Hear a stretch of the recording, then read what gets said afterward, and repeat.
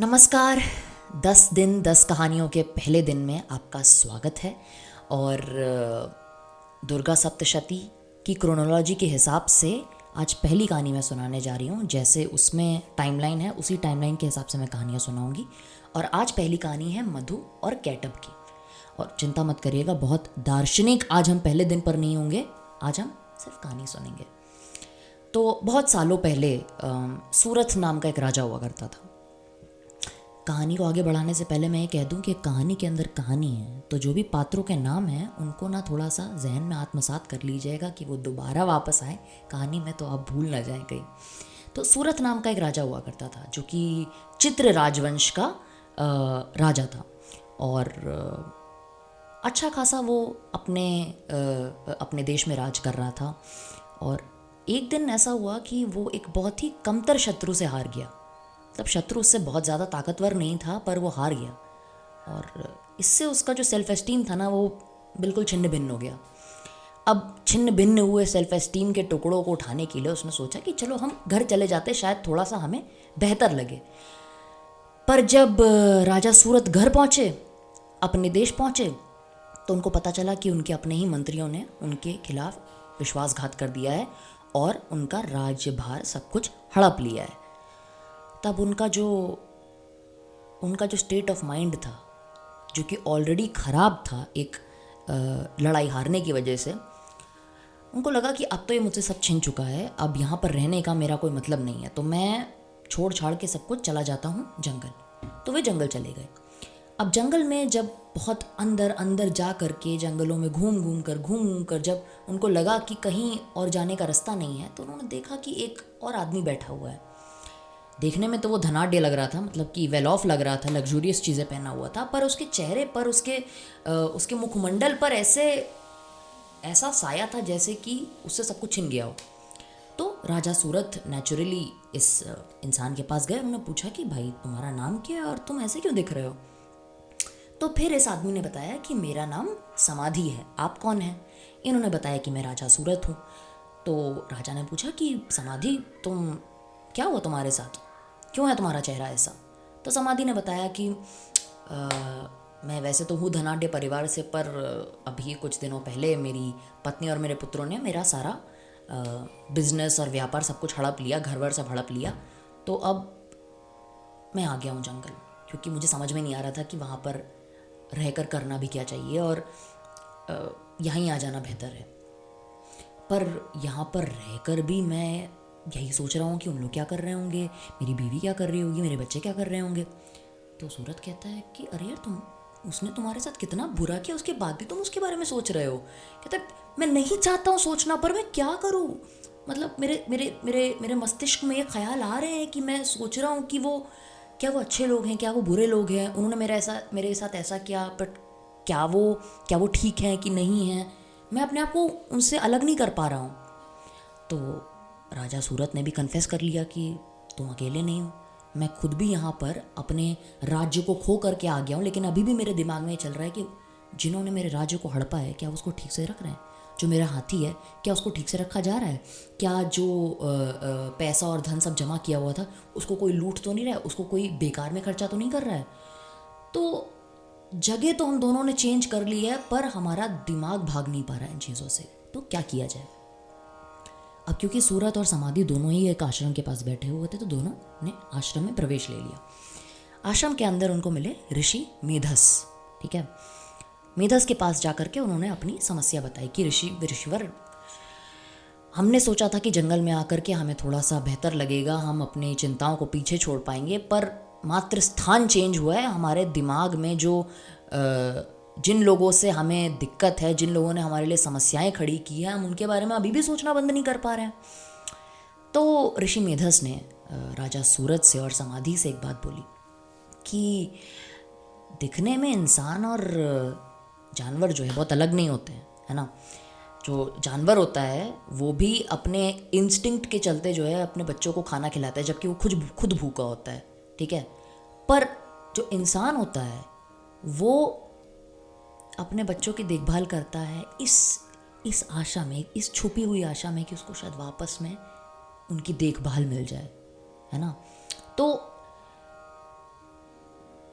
जानवरों के ही समान इंसान सांस लेता है और अपनी खाता है, पीता है, सोता है, पर उसका जो ज्ञान होता है, उसकी जो आशाएं होती हैं, वो उसको कभी कभार सेल्फ सेंटर्ड बना देती हैं।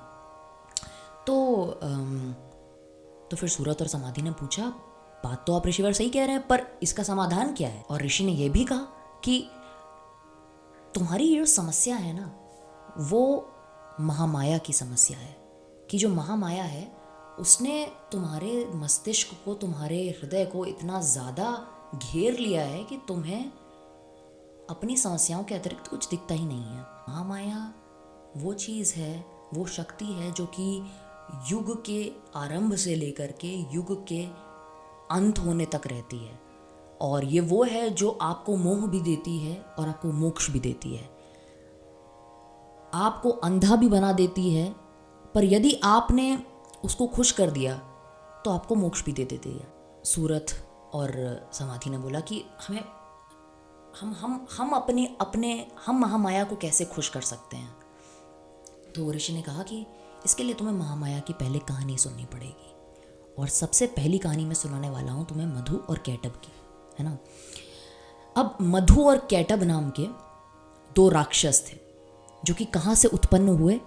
जब पूरी धरती का एक कल्प समाप्त हो गया था। एक कल्प यानी कि एक पूरा साइकिल जिसमें कि क्रिएशन और डिस्ट्रक्शन हो गया है, और जब एक पूरा कल्प खत्म हो जाता है तब जो पूरा ब्रह्मांड होता है वो पानी के अंदर समा जाता है, क्योंकि सब कुछ नष्ट हो चुका है तो सब कुछ पानी के अंदर चला जाएगा। रिमेंबर वो हैरी पॉटर वाला सीन कि जब हॉगवर्ट्स का एक पूरा सेशन खत्म होता है तो हॉगवर्ट्स किताब की तरह बंद होकर पानी के अंदर चला जाता है। उसी तरह से हमारा पूरा ब्रह्मांड एक साइकिल के, एक कल्प के एंड में पानी के अंदर चला गया था, और हमारे जो पालन करता है विष्णु, वो शेषनाग पर आराम से लेट करके नींद ले रहे थे, और उनकी नाभि से जब सृष्टि का अंत होने के बाद में वापस से सृष्टि की शुरुआत होती है, तब उन्हीं विष्णु के नाभि से एक कमल निकलता है जिसमें कि ब्रह्मा अवतरित होते हैं। तो उनकी नाभि से एक कमल निकला और ब्रह्मा अवतरित हुए। इसी योग निद्रा में जिसमें कि विष्णु सो रहे थे संसार के अंत होने के बाद में, इस निद्रा में उनके कान से कुछ मैल निकला जिससे कि दो राक्षस उत्पन्न हो गए, मधु और कैटब। ठीक है, अब वो जैसे ही उत्पन्न हुए उन्होंने आसपास देखा कि पानी ही पानी था, और ऊपर से कुछ मंत्रों का जाप हो रहा था, तो उन्होंने मंत्रों का जाप करना शुरू कर दिया जाने अनजाने, और किसी तरह से 1000 साल तक वो ये जाप करते रहे। उनको अंदाज़ा ही नहीं हुआ कि वो इतने साल तक इतनी कठिन तपस्या कर रहे थे। करने के बाद में उनके सामने महामाया खुश होकर के आई और उन्होंने बोला कि मधु कैटब तुमको क्या चाहिए? तुमको जो चाहिए मैं तुमको दूंगी। मधु कैटब जो है आखिर तो थे असुर, तो उन्होंने बोला कि हमें अपनी मृत्यु का समय निश्चित करने का अधिकार होना चाहिए। तो महामाया ने कहा बिल्कुल, तुमने ये चीज़ जीती है और तुमने इतना कठिन तपस्या, तुमने इतनी कठिन तपस्या की है कि ये लो, तुम अपनी मृत्यु का समय निश्चित कर सकते हो। दोनों खुश हो गए। अब क्योंकि दोनों के पास ऐसा ताकतवर वरदान आ गया था कि उन लोगों को लगा कि अब हम इंसानों से तो बहुत ज़्यादा ताकतवर हो चुके हैं, ठीक है, तो चलो कुछ देवताओं के पास चलते हैं। तो जैसे ही उन्होंने सोचा कि देवताओं के पास चलते हैं, तो उन्होंने ब्रह्मा को देखा। उन्होंने ब्रह्मा को देखा और बोला कि अब ब्रह्मा को नष्ट करते हैं। अब ब्रह्मा डर गए। उन्होंने कहा कि इनको तो महादेवी का, महामाया का वरदान प्राप्त है, ये तो मुझे आकर के ख़त्म कर देंगे, और उनको एक ही इंसान ख़त्म कर सकता है जिसके अंदर से ये उत्पन्न हुए हैं। मधु कैटब श्री विष्णु के कानों से उत्पन्न हुए थे, तो फिर श्री विष्णु ही इनको ख़त्म भी कर सकते हैं। तो उन्होंने विष्णु जी को उठाने की कोशिश की, अरे पालनकर्ता उठिए, अरे गिरधर उठिए, पर उठने को रेडी नहीं हो रहे, क्योंकि क्या था, उनकी आंखों पर योग निद्रा थी। तो उन्होंने, ब्रह्मा जी ने फाइनली महामाया को बुलाया कि महामाया, जो आप हैं, जिसकी वजह से श्री विष्णु एक घोर योग निद्रा में है, जिनकी आंखें इसलिए बंद हैं क्योंकि आप उनकी आंखों पर चढ़ी हुई हैं, तो आप प्लीज़ उनको जगा दीजिए ताकि वो उठ करके इन मधु कैटब का नाश करें। तो महामाया ने बोला अच्छा ठीक है, आप सही कह रहे हैं, अगर इनको नहीं उठाया तो मधु कैटब आपको नष्ट कर देंगे। तो उन्होंने तुरंत वो श्री विष्णु की आंखों से निकल गई और इसकी वजह से विष्णु जी उठ गए और जैसे ही वो उठे उन्होंने देखा कि मधु कैटअप ने उपद्रव मचाया हुआ था, तो उन्होंने कहा कि ठीक है, मैं देख लेता हूँ उनको। अब उनको अंदाज़ा नहीं था विष्णु जी को कि ये 1000 साल तक तपस्या करने के बाद में और ये वरदान प्राप्त करने के बाद में कितने ताकतवर हो गए, कितने शक्तिशाली हो गए। तो उनकी और मधु कैटअप के बीच में लड़ाई शुरू हो गई।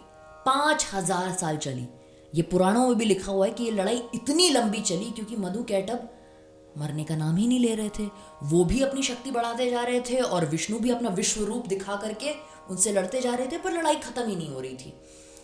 आखिर में विष्णु को महामाया को बुलाना पड़ गया कि महामाया देवी, आपको कुछ तो करना पड़ेगा, है ना, वरना इन लोग तो लड़ते ही रहेंगे, है ना।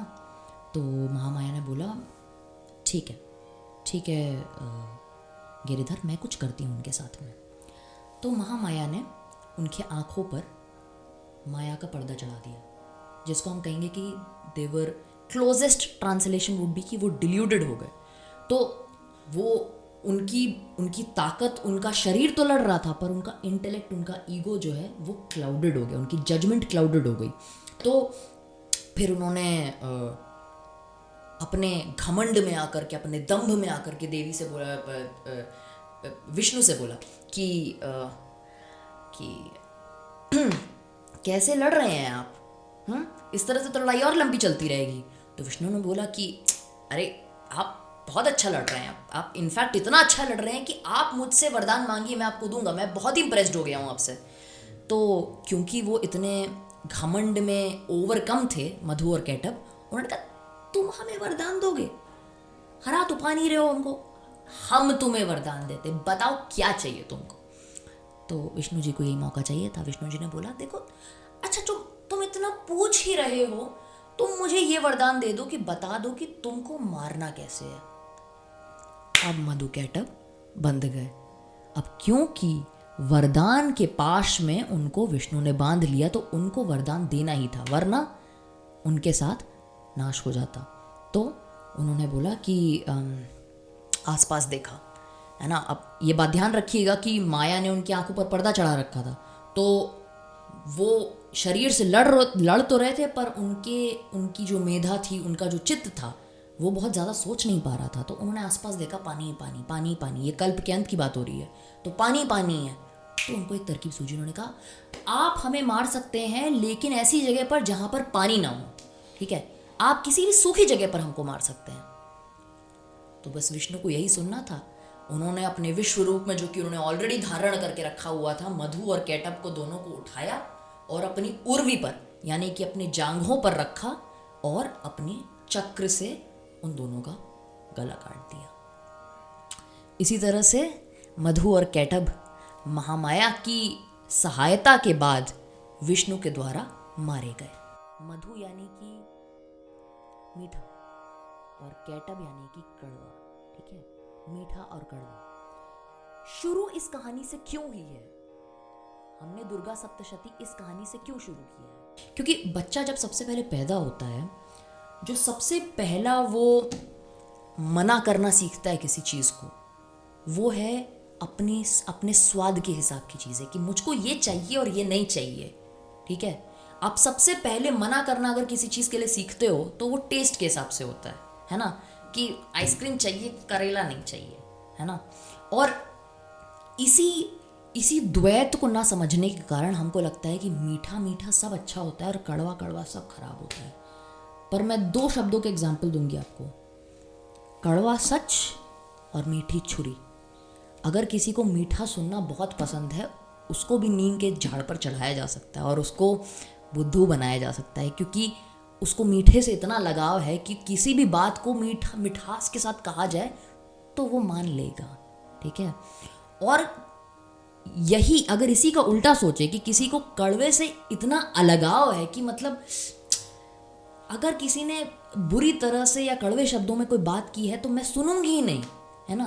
तो अगर कोई मुझसे आ करके ब्रह्म सत्य भी बोल देना, लेकिन अगर वो कड़वाई के साथ बोले तो मैं तो अपने कान बंद कर लूंगी। उसने कड़वाहट के साथ जरूर बोला, पर नुकसान किसका हुआ? मेरा हुआ ना। तो हम बोल कितना भी ले कि आपको मीठी बाणी बोलिए, मन का आपा खोए, और आप मीठा बोलिए, आप कड़वा मत बोलिए, पर हम वाकई जो कंट्रोल कर सकते हैं वो अपनी रिएक्शन को कंट्रोल कर सकते हैं, है ना। तो आपको इस मीठे और कड़वे के पैराडॉक्स से ऊपर उठ जाना चाहिए। कभी कभार जो मीठा सुनने में लगता है और हम मान जाते हैं आसानी से, वो बहुत ही धरातल का सच होता है। और कभी कभार जो सुनने में बहुत जो कड़वा और अनकंफर्टेबल होता है, वो ऐसा सच होता है जो कि हमने एक अपने अलगाव की वजह से नहीं सुना। अब मधु कैटअप को नष्ट करने के बाद में अगली बारी आती है महिषासुर और रक्तबीज की। पर वो किस किस्म का कॉन्फ्लिक्ट शो करते हैं हमारे अंदर, इसको जानने के लिए कल की कहानी सुनिएगा। नमस्कार।